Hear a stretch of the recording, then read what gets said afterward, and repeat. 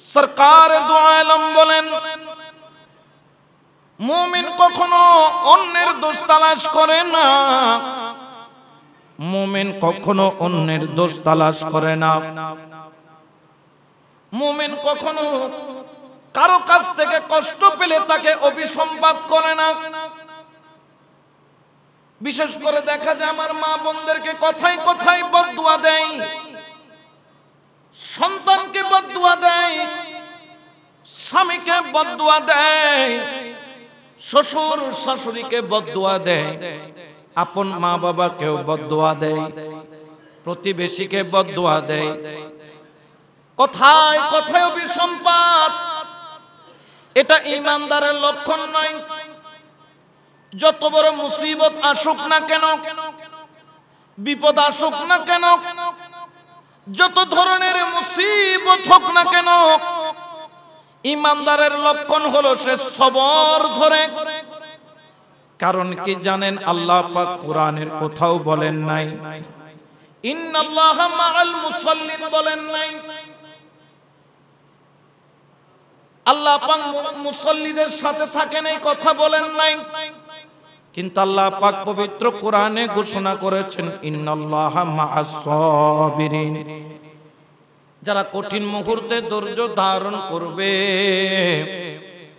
আপনি যখন বিপদে পড়ে গেলেন, আপনার স্বামী, আপনার পরিবার, আপনার সন্তান, আপনার আত্মীয় স্বজন আপনার প্রতি অবিচার করলো, ঈমানদার যারা তারা ধৈর্য ধরে জায়নামাজে বসে চোখের পানি ফেলে আল্লাহর কাছে বলে, আল্লাহ আমি ধৈর্য ধারণ করলাম কারণ তুমি আল্লাহকে বিশ্বাস করি।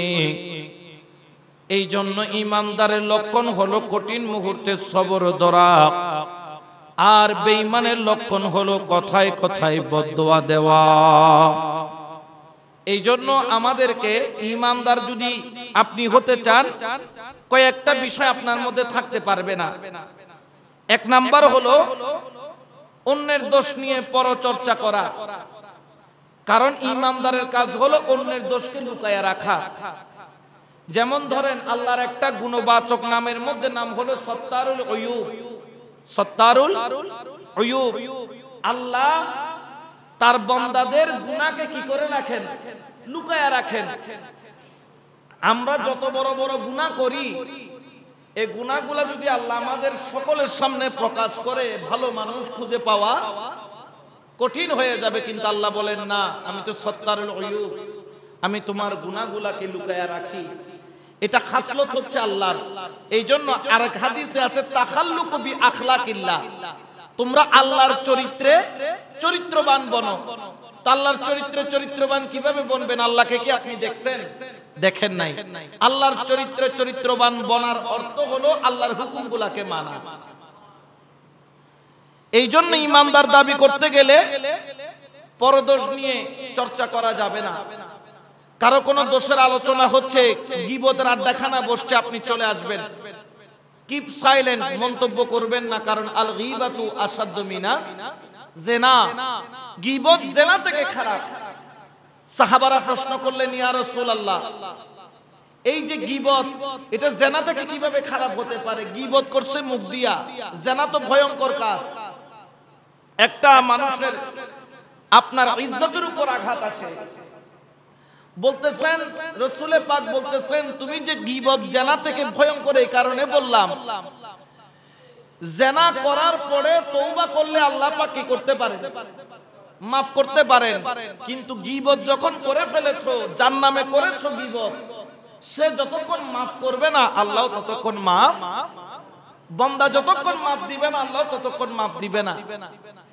এই জন্য আমাদেরকে খেয়াল রাখতে হবে যাতে আমাদের মুখ দিয়ে যাতে গীবত না হয়। হ্যাঁ, সমালোচনা কি করতে পারবে না? পারবে। যোগ্য ব্যক্তি যারা আছেন, যেমন একজন এলাকার চেয়ারম্যান, তিনি আরেকজনের সমালোচনা করতে পারবেন, কারণ তিনি বিচারক। তিনি বিচার করতে গেলে ওনার সমালোচনাটা করতে হবে, তুমি এই ভুলটা করেছো, এই দোষটা করেছো, এই অপরাধটা করেছো। একজন উস্তাদ তার ছাত্রের ব্যাপারে সমালোচনা করতে পারবে, আমার এই ছাত্রটা ভালো নয়, আমার এই ছাত্রটা খারাপ, আমার এই ছাত্রটা দুষ্ট, আমার এই ছাত্রটা এরকম। যোগ্য ব্যক্তি করতে পারবে। এখন তো বড় বড় মুফতির জন্য মাদ্রাসার দরকার নাই, একটা ফেসবুকই যথেষ্ট, যত মুফতি সব ফেসবুকের ভিতরে, হেতে চালাই রিক্সা, হেতে ফতোয়া মারে, আর একটা কিছু পাইলে টানা টানি, চিরা চিরি, কাটা কাটি, পোস্টমর্টেম মোটামুটি শুরু হয়ে যায়। এই জন্য যদি মুমিনের লক্ষণ কি, সে অন্যের গুণ তালাশ করে, দোষ তালাশ। 2 নম্বর হলো সে কখনো কথায় কথায় বদদুয়া দেয় না, সে কথায় কথায় দোয়া দেয়। আল্লাহর কাছে হাত তুলে, আল্লাহ সে অবুঝ, তাকে তুমি কি দান করো, বুঝ দান করো। যেরকম তাইফের ময়দানে রসুলে পাক সাল্লাল্লাহু আলাইহি ওয়াসাল্লামকে পাথর মারতে মারতে এত পরিমাণ রসুলে পাককে পাথর মেরেছে, রসুলে পাকের সাদা জামা রক্তে লাল হয়ে গেছে, রসুলে পাকের জুতা মুবারক পায়ের সাথে রক্তের কারণে এমন ভাবে লেগে গেছে, সুপারগুলো যেভাবে লাগে রক্ত শুকাইয়া রসুলে পাকের স্যান্ডেল মুবারকের সাথে পায়ের তালু লেগে গেছে। রসুলে পাককে 10 মাইল পর্যন্ত দৌড়াইয়া পাথর মারছে। রসুলে পাক সাল্লাল্লাহু আলাইহি ওয়াসাল্লামকে 3 বার বেহুশ করেছে। রসুলে পাক সাল্লাল্লাহু আলাইহি ওয়াসাল্লাম বিনিময়ে বদদুয়া করে নাই, বিনিময়ে তাদের হেদায়েতের জন্য দোয়া করেছেন। বড় করে বলে সুবহানাল্লাহ। এটাই ইমানদারের লক্ষণ। কারণ খাসলত যেটা যার খাসলত যেটা, সে সেটা করবে। তো আপনার মধ্যে ঈমান আছে কিনা আপনি বুঝবেন কিভাবে? যখন দেখবেন যে আরেকজনের ব্যাপারে আপনার জন্য বদদুয়া আসতেছে না, মনে করবেন আপনার ভিতরে এখন ঈমানের আলো আছে। আপনি যখন দেখবেন যে আপনি পরদোষ কেউ করলে গীবত করাটা আপনার অপছন্দ হচ্ছে, মনে করবেন ঈমানের চেতনা আপনার ভিতরে এখনো আছে। আপনি যখন দেখবেন যে আপনি কাউকে অভিসম্পাত করতেছে, কেউ কাউকে আপনার বদদুয়া দিতেছে, আপনি সেগুলা থেকে কষ্ট পাচ্ছেন, মনে করবেন আপনার ভিতরে ঈমানের আলো আছে। এরপরে কাজ হচ্ছে অশ্লীল কাজ থেকে বিরত থাকা। অশ্লীল কাজ বলতে বিভিন্ন ধরনের কাজ বোঝায়। যেমন এই যে আপনারা যারা পহেলা বৈশাখ এই যে কি মঙ্গল শোভাযাত্রা বাহির করলো, বিভিন্ন দেশ তো আল্লাহর রহমতে আমরা দেখি যে অস্ত্র বানায়, পারমাণবিক ক্ষেপণাস্ত্র বানায়, এই বানায় সেই বানায়। আমাদের বাংলাদেশের বিজ্ঞানীরা বসে বসে হুতুম পেশা বানায়, এরপরে রাক্ষস বানায়। এগুলা বাইর কইরা নিয়ে আপনার পহেলা বৈশাখ আপনার বিশাল বড় মঙ্গল শোভাযাত্রা বলে। এমন মঙ্গল বৃষ্টি পানি সহ কি করে দিছে আল্লাহ বলে যে মঙ্গল এমন ভাবে দিলাম যে আর এই বৈশাখ মাসে তোমরা আর বৃষ্টি পানি খাইতা না। কামা তাদিনু তুদান, যেমন কর্ম তেমন ফল। হুজুররাও দোয়া করে করে ক্লান্ত। আগে তো হুজুররা দোয়া করলে বৃষ্টির জন্য, হুজুরা ঘরে আসার আগে কি পড়তো? আগের যুগের মুরব্বীরা যখন বৃষ্টির জন্য সালাত আদায় করতে যাইতেন, বগলের নিচে ছাতি নিয়ে যাইতেন। তো যাক, এটাও একটা এখন তামাশা হয়ে গেছে। আমাকে অনেক বলেছেন, আমি শুনেছি, দেখতেছি যে না, এখানেও কিছু রং তামাশা চলে আসছে। সামনে দিয়ে ক্যামেরা আছে 50টা।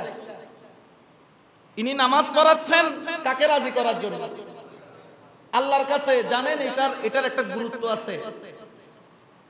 যদিও বা এটা অনেকে বলেছেন এটা সুন্নত নয়, জায়েজ। এটা আদায় করার জন্য কিছু নিয়ম আছে। যিনি আদায় করবেন তাকে 3টা রোজা রাখতে হয়, অর্থাৎ সালাতটা আদায় করার পূর্বে 3টা রোজা রেখে আসতে হয়। এবং আল্লাহর দরবারে এমন ভাবে আসবে যেন পাগলের মতো উন্মাদ। হাজি রুমাল থাকলে একদিকে ঝুলাই দিবে, নতুন কাপড় পরবে না, পুরাতন কাপড় পরবে। এখন তো ক্যামেরায় তুলবে, এই জন্য ফিটিং ফাটিং হয়ে। হুজুররা দোয়া অনেক করছেন, চোখের পানি অনেক করছে, কিন্তু আল্লাহর রহমতের বৃষ্টি পড়ে নাই। কারণ কি? আমরা চাওয়ার মতো চাইতে জানি না। তো যাই হোক, ঈমানদার যদি হতে চান, আপনাকে অশ্লীল কাজ যেগুলো আছে এগুলা থেকে আপনাকে বেঁচে থাকতে হবে। অশ্লীল কাজ বলতে এই যে ভ্যালেন্টাইন্স ডে, পহেলা বৈশাখ, এই ধরনের যেগুলা দিবসকে কেন্দ্র করে অশ্লীল কাজ হয়, এগুলাকে অবশ্যই পরিহার করতে হবে। আপনারা যত সভ্য হচ্ছেন, জাতি সভ্য হচ্ছে, আসলে জাতি সভ্য হচ্ছে না, আমাদের জাতি অসভ্য হইতেছে। কারণ এই কর্মগুলার কারণে দেখেন এই বাংলাদেশের আবহাওয়া কেমন ছিল, কেমন হইতেছে। আপনি মনে করতেছেন যে দেশটা ডিজিটাল হয়ে গেল, আপনারা দেশটাকে ডিজিটাল করে ফেলছেন, মনে হয় সব দুঃখ কষ্ট চলে গেছে। না, আল্লাহ লানত যখন আসে এখানে পৃথিবীর কোন ডিজিটাল এই লানতকে ঠেকানোর ক্ষমতা নাই। যেখানে সৌদি আরবের মতো দেশে যেখানে বৃষ্টিপাত বছরকে বছর হয় না, সেখানে বন্যায় ডুবাই দিতেছেন। আর যেখানে বৃষ্টির কারণে মানুষ বের হইতে পারে না, সেখানে বৃষ্টির কোনো নিশানাও নাই। এটা আল্লাহ পাকের এক ধরনের গজব, এক ধরনের নাখোশ। কারণ আমি মনে করি আমরা সুন্নি মুসলমান হিসাবে আমরা লজ্জিত। আল্লাহর কাছে তওবা করলেও গুনাহ ক্ষমা পাওয়ার যোগ্যতা আমাদের নাই, মাফ করার মালিক আল্লাহ। কারণ ফিলিস্তিনের মুসলমানদের উপর নির্যাতন হচ্ছে, আমরা আঙ্গুল চুষতেছি ঘরে বসে। আমরা যারা পিছিয়ে বাসে গদিতে বসে আছি, আলেমরা আছে ঠেলাঠেলি গুটাগুটির মধ্যে, কিন্তু ফিলিস্তিনের ভাইদের জন্য করার মতো কিছু নাই। আমরা বিশ্বের মুসলমান দেখেন ইহুদিদের পক্ষে কথা বলতেছে, আরব রাষ্ট্রগুলা ফিলিস্তিনের পক্ষে কথা বলার মতো লোক নাই। এই ফিলিস্তিনের 35 লক্ষ, এই 14-15 লক্ষ লোক আজকে যারা মানবতার একদম তাদের এমন অবস্থা হয়েছে, বলতেছে আগে তো মাঠ ঘাট থেকে ঘাস খাইতাই না, ঘাসকে সিদ্ধ করে খাইছে, এখন ঘাস পর্যন্ত নাই, খাবে কি? তারা কি করতেছে? একটা কাজ করতেছে, আল্লাহর কাছে হাত তুলে বলছে, আল্লাহ আরববাসীদেরকে মনে করেছিলাম আমাদের ভাই, এশিয়ার মুসলমানদেরকে মনে করেছিলাম আমাদের ভাই, কিন্তু আজকে আমাদের কোনো ভাই আমাদের সাথে, একমাত্র তুমি আল্লাহ সাল্লাহ, তোমার কাছে বিচার দিলাম। ছোট ছোট বাচ্চার ফেসবুকে যখন বক্তব্যগুলা শুনি, চোখে দিয়ে ঝরঝর করে পানি পড়ে, বদদুয়া করতেছে আল্লাহর কাছে আমাদের জন্য, আমাদের জন্য, মুসলমান জাতির জন্য আল্লাহর কাছে কেঁদে কেঁদে ফরিয়াদ করছি, আল্লাহ তুমি বলেছো কোন একজন মুসলমানকে যদি কেউ আঘাত করে পুরা মুসলিম জাতিকে হত্যা করার সমান, শহীদ করার সমান। একজন ভাইয়ের যদি আঘাত লাগে পুরা মুসলিম বিশ্বের আঘাত পাওয়ার কথা। আজকে ফিলিস্তিনের মানুষের রক্ত নিয়ে হোলি খেলা চলতেছে, আর আমরা মুসলমানরা বসে বসে আঙ্গুল চুষতেছি। সৌদি আরবের মতো রাষ্ট্র ইউক্রেনের জন্য $4000 কোটি সহযোগিতা দিতে পারে, আমার ফিলিস্তিন ভাইদের জন্য 4টা ডাইল, 4টা চাই, কয়েকটা শুকনা রুটি পাঠানোর ক্ষমতা তাদের নাই।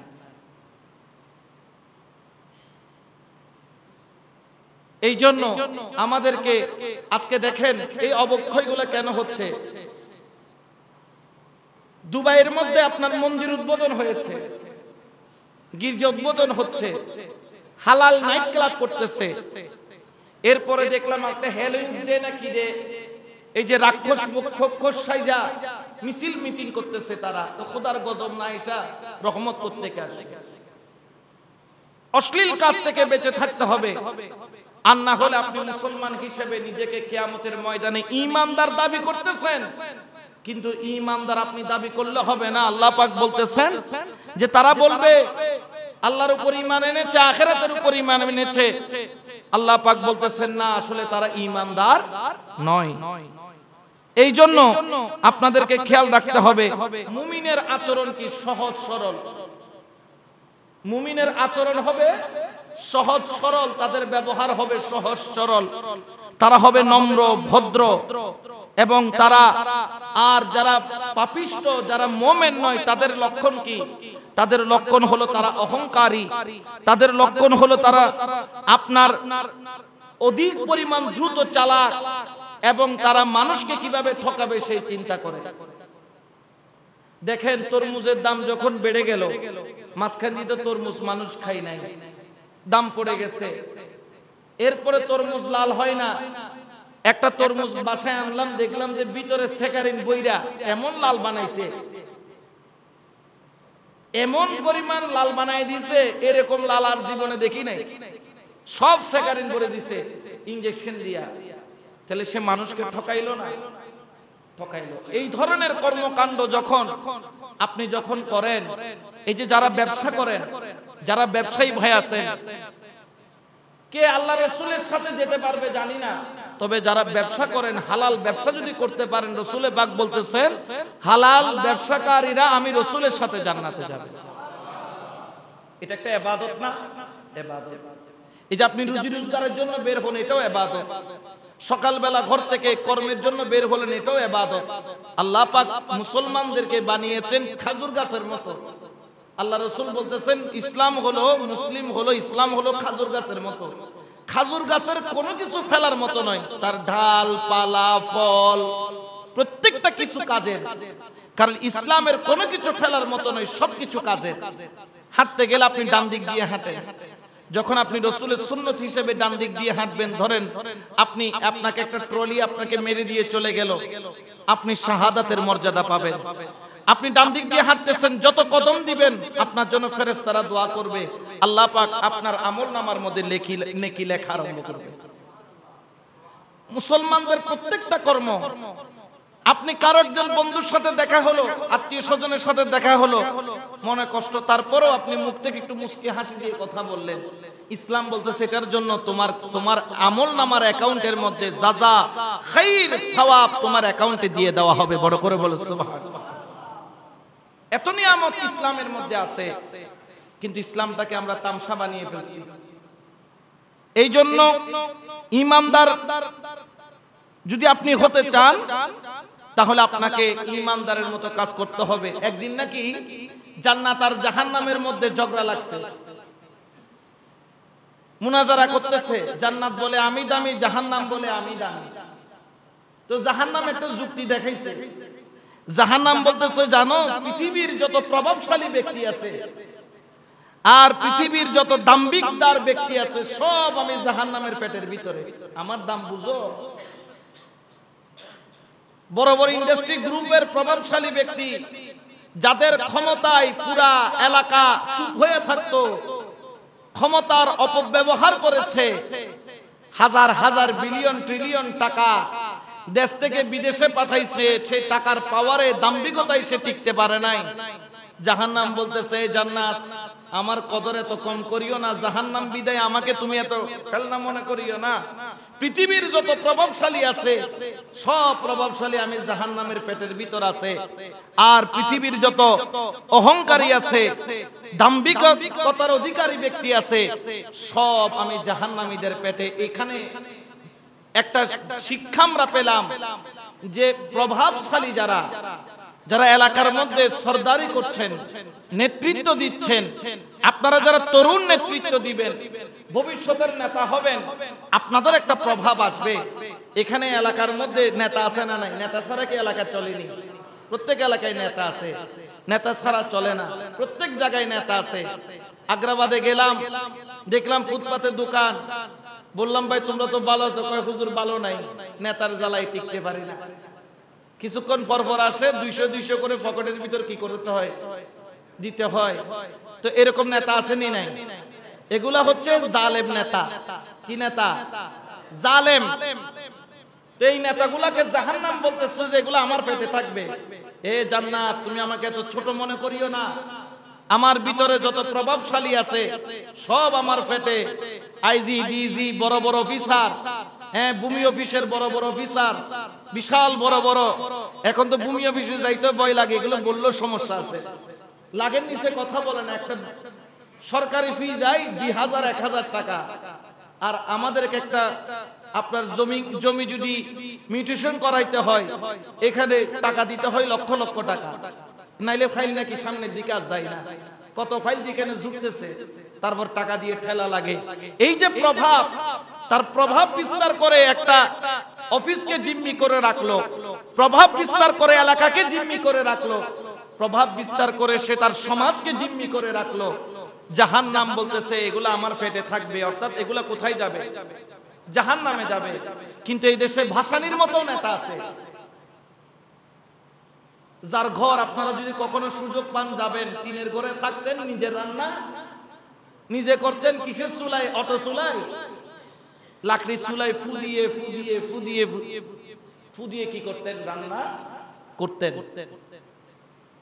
নেতা ছিল এরকম, এক ডাকে সারা বাংলাদেশ এক জায়গায় হয়ে গেছে একটা কুড়া ঘর থেকে। তো এই আদর্শগুলো আমরা নিতে পারি না, আমাদের মধ্যে নাই।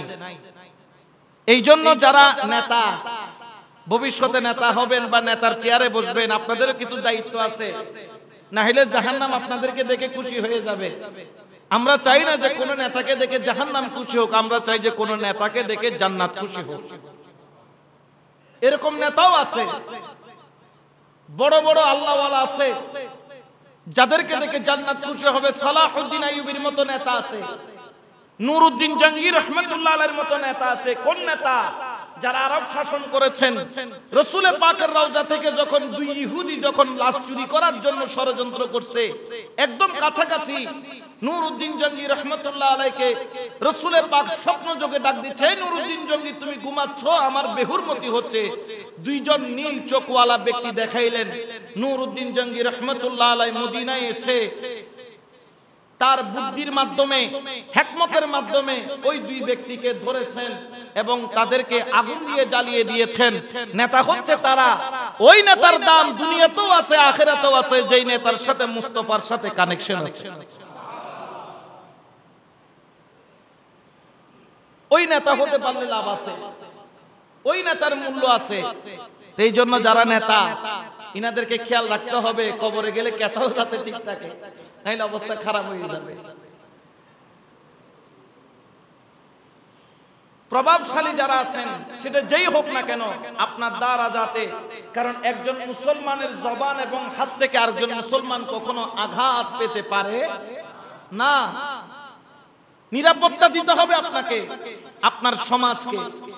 এই জন্য যারা তরুণ নেতৃত্ব দিচ্ছেন, বিশেষ করে বর্তমানে কিছু গ্যাং, আপনার কিশোর গ্যাং এখন এলাকায় বিভিন্ন জায়গায় ছড়ায় পড়ছে।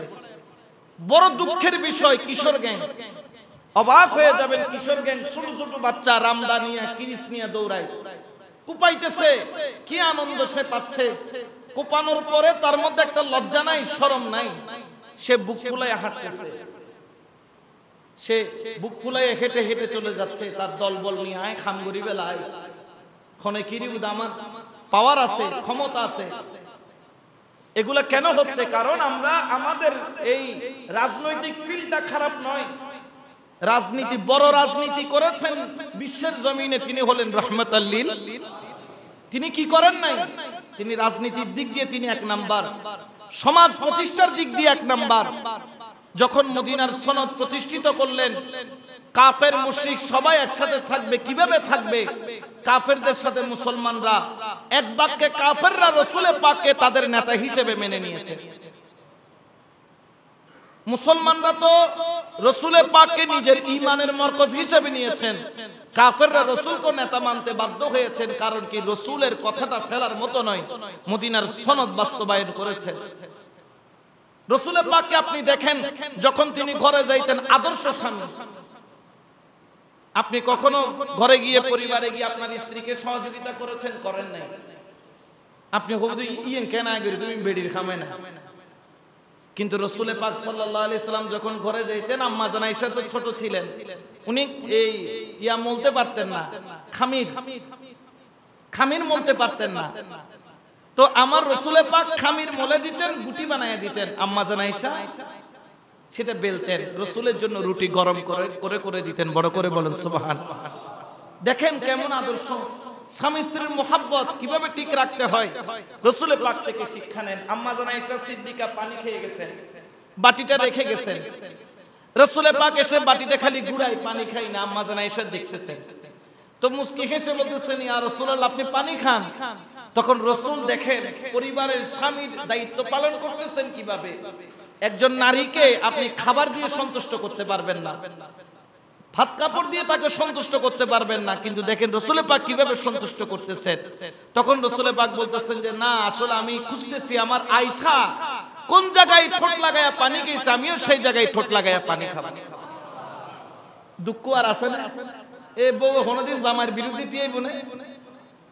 এটাই হচ্ছে গিয়ে রাসূল পাকের আদর্শ। রাসূল পাক যখন ঘরে যেতেন, কেউ রাসূলকে আগে সালাম দিতে পারেন নাই। রাসূল সবার আগে কি দিতেন? সালাম দিতেন। দেখে আপনার ঘরে ঝগড়া বিবাদ বা মাথা গরম, দিবেন তো ঘরের দিকে আসসালামু আলাইকুম ওয়া রাহমাতুল্লাহ দিবেন। আর কজ্জে গরিবের মুহূর্ত আইলো আর কজ্জে করে নি নোয়াইব। এটাই হচ্ছে ইসলামের আদর্শ শিক্ষা। তো এই জন্য আপনাদেরকে খেয়াল রাখতে হবে, আপনি যদি নিজেকে জান্নাতি দাবি করতে চান, জান্নাতি হতে চান, ঈমান লাগবে। আর ঈমানদার ব্যক্তি বদখাসলতগুলো তার মধ্যে থাকতে পারে না। বিশেষ করে অহংকার, বিশেষ করে তার মধ্যে আপনার অশ্লীলতা, বিশেষ করে তার মধ্যে আপনার অন্যের গীবত করা, বিশেষ করে আপনার খাস করে অন্যের গোপন কথা আরেকজনকে জানিয়ে দেওয়া, এই ধরনের কর্মগুলা যারা করে তারা কখনো মুমিন হতে পারে না। এবং আল্লাহ পাক রব্বুল আলামিন আহকামুল হাকিমিন তিনি ঘোষণা করতেছেন কিয়ামতের ময়দানে আমি তিন ধরনের ব্যক্তির চেহারার দিকেও তাকাবো না, তাদের সাথে কথাও বলবো না, তাদের কোনো আরজি আমি আল্লাহ কবুল করব না। ইয়া রাসূলুল্লাহ, সেই তিন ধরনের ব্যক্তি কারা? আল্লাহ যাদের সাথে কথা বলবেন না, তাকাবেন না, তাদের ফরিয়াদও কবুল করবেন না। আল্লাহ পাকের পক্ষ থেকে রাসূল পাক সাল্লাল্লাহু আলাইহি ওয়াসাল্লাম ঘোষণা করলেন, এক নাম্বার হলো ওই ব্যক্তি যেই ব্যক্তি বৃদ্ধ হয়ে গেল অথবা যেই মহিলা বৃদ্ধা হয়ে গেল কিন্তু তারপরে সে জেনা ছাড়তে পারে নাই, বৃদ্ধ বয়সে গিয়ে জেনার মধ্যে লিপ্ত হয়েছে, বৃদ্ধ বয়সে গিয়ে যাওয়ার পরেও সে জেনার মধ্যে নিজেকে নিয়োজিত রেখেছে। আমার আল্লাহ তার দিকে তাকাবেন না, তার কোনো ফরিয়াদ কবুল করবেন না। আল্লাহ পাক রব্বুল আলামিন কিয়ামতের ময়দানে ওই ব্যক্তির কোনো আরজি ফরিয়াদ আল্লাহ নেবেন না। দ্বিতীয় নম্বর কে বলতেছেন যে দ্বিতীয় নম্বর হচ্ছে ওই ব্যক্তি যেই ব্যক্তি বাদশা ছিল কিন্তু মিথ্যাবাদী। আমাদের বাদশা বলতে তৎকালীন সময়ে বাদশা, এখনকার সময় ধরেন এমপি মিনিস্টার, যখন ইলেকশন আসে রোড করে দিই, নালা বানাই দিই, এটা করে দিব, ওইটা করে দিব, কিন্তু দেখা যায় যে ইলেকশন শেষ, এরপরে ওনাকে আর দুর্নীতিও খোঁজা পাওয়া যায়। এই বাদশা, ওই শাসক, যেই শাসক মিথ্যা ওয়াদা করে, মিথ্যা কথা বলে, মিথ্যাবাদী শাসক, কিয়ামতের ময়দানে আল্লাহ তার দিকে তাকাবেন না, আল্লাহ পাক তার কোনো ফরিয়াদও কবুল করবেন না। সে যাই বলুক না কেন আল্লাহ পাক তার প্রত্যেকটা ফরিয়াদকে রিজেক্ট করে দিবেন। তিন নম্বর হলো ওই ব্যক্তি যে দরিদ্র কিন্তু তার মধ্যে অহংকার, এত পরিমাণ অহংকার, আপনি দেখবেন চিতেঙ্গে বাসাত হয়তো ওই ফুনুন নাই তেনা খাড়া তোয়াইদে মিডা খানা, এরকম কিছু লোক আছে, মানে সে দরিদ্র কিন্তু তার দাম্ভিকতা, অহংকার, তেজ সে ছাড়তে পারে নাই। তুমি দরিদ্র, গরিব, তুমি অসহায়, তোমার একটা চলার একটা নিয়ম আছে, শৃঙ্খলা আছে, তারপরেও তুমি অহংকারী, তুমি তোমার অহংকার দেখাচ্ছ। আল্লাহ পাক বলেন আমি অহংকারীকে কখনো পছন্দ করি না। ঠিক কিয়ামতের ময়দানে রাসূল পাক সাল্লাল্লাহু আলাইহি ওয়াসাল্লাম বলেছেন তিন ব্যক্তি আমি রাসূলকে পাবে না। এটা তো আল্লাহ রিজেক্ট করেছেন তিন ব্যক্তিকে। রাসূল পাকও বলতেছেন তিন ব্যক্তি আমি রাসূল পাক সাল্লাল্লাহু আলাইহি ওয়াসাল্লামের কিয়ামতের ময়দানে আমি রাসূলের দয়া পাবে না, মেহেরবানি পাবে না। কারা? এক নাম্বার হচ্ছে বাসাল। বাসাল তো বুঝো, বাসাল যারা, বাসাল টাইপের লোককে রাসূল পাক পছন্দ করেন না। দুই নম্বর হলো নির্লজ্জ। কতগুলা এখানে সমাজ একটা প্রবাদ বাক্য আছে, মানি ব্যক্তির মান জুতা দিয়ে বাইরে এলো কি হয় না, যায় না, মানে হে তো জুতার বাড়ি খাওয়ার পরও সামনে কদ্দুর যায় ফিটফা, কি হইয়ে জুতা দিয়ে দেয়, কি শরম, হায়া শরম নাই, নির্লজ্জ। এরকম অনেক মানুষ আছে যাদের কাছে হায়া নাই, শরম নাই, অপরাধ করেছে, সে সমাজে তাকে অপমান করতেছে, শুধরানোর জন্য তার কোনো শুধরানোর কোনো লক্ষণ নাই। এই নির্লজ্জ বেহায়া আল্লাহর রাসূল বলতেছেন কিয়ামতের ময়দানে তার সামনে আমিও পড়ব না, সে আমার সামনে আসতে পারবে না। তিন নম্বর হচ্ছে রাসূল পাক সাল্লাল্লাহু আলাইহি সাল্লাম বললেন মুতাফাইহিকুন। তখন রাসূল পাক সাল্লাল্লাহু আলাইহি ওয়াসাল্লামকে সাহাবারা বললেন ইয়া রাসূল মুতাফাইহিকুন এরা কারা, কোন ধরনের ব্যক্তি?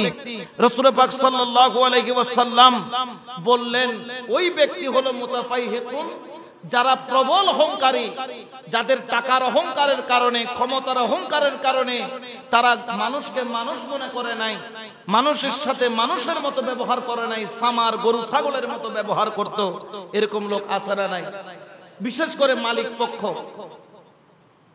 পহেলা দিবস, পহেলা মে এই আপনার শ্রমিক দিবস গেল, অনেকগুলা মালিক পক্ষ আছে যারা তাদের কর্মচারীর উপর এমন জুলুম করে, এমন তাদের সাথে ব্যবহার করে দাম্ভিকতার সাথে, যেগুলো রাসূল পাক সাল্লাল্লাহু আলাইহি ওয়াসাল্লাম পছন্দ করেন নাই।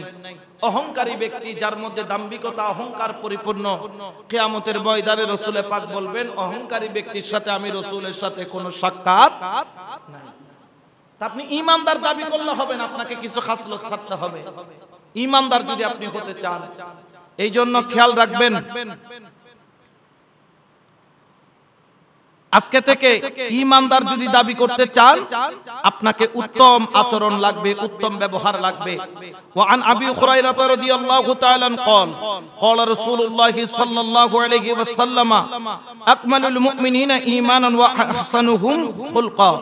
যেই ওই ব্যক্তি হলো মুমিন, ঈমানের পূর্ণতা পেয়েছে ওই ব্যক্তি। কোন ব্যক্তি? যার চরিত্রের দিক থেকে যেই ব্যক্তি সর্বোত্তম, অর্থাৎ যার ব্যবহার ভালো, যার চলা ভালো, যার কথা ভালো, যার আদর্শ ভালো।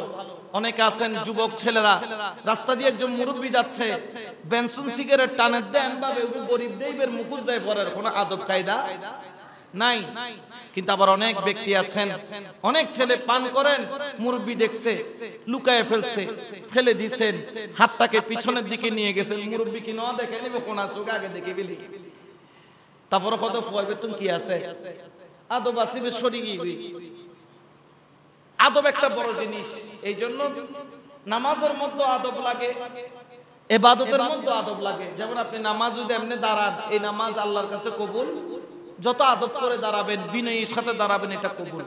এই জন্য হাজারানে মজলিস আজকে থেকে খেয়াল রাখবেন, ঈমানদার শুধু দাবি করলে হবে না, ঈমানদার দাবি করার জন্য যেই সব জিনিস আপনার থেকে পরিত্যাজ্য করার দরকার সেগুলা পরিত্যাজ্য করার চেষ্টা করবেন। না হলে আপনি ঈমানদার দাবি করবেন কিন্তু ঈমানদার হতে পারবেন না। দাড়ির নাম ঈমান নয়, টুপির নাম ঈমান নয়, পাগড়ির নাম ঈমান নয়, লেবাসের নাম ঈমান নয়। ঈমান এমন একটা জিনিস যেটা আল্লাহ দান করেন মানুষের হৃদয়ে। আল্লাহ পাক যখন হৃদয়ে দান করেন অটোমেটিকলি তার মুখে দাড়ি আসে, অটোমেটিকলি তার মাথায় টুপি আসে, অটোমেটিকলি তার গায়ে সুন্নতি লেবাস আসে, অটোমেটিকলি তার হাতে মিসওয়াক ওঠে, অটোমেটিকলি সে ডিলাকুলুব ব্যবহার করে, অটোমেটিকলি সে তাসবিহ জপে, অটোমেটিকলি হাইয়া আলাস সালাহ বললে মসজিদে দৌড় দেয়, অটোমেটিকলি তার সাথে একটা মুহাব্বতের সম্পর্ক আল্লাহর ইবাদতের সাথে হয়ে যায়।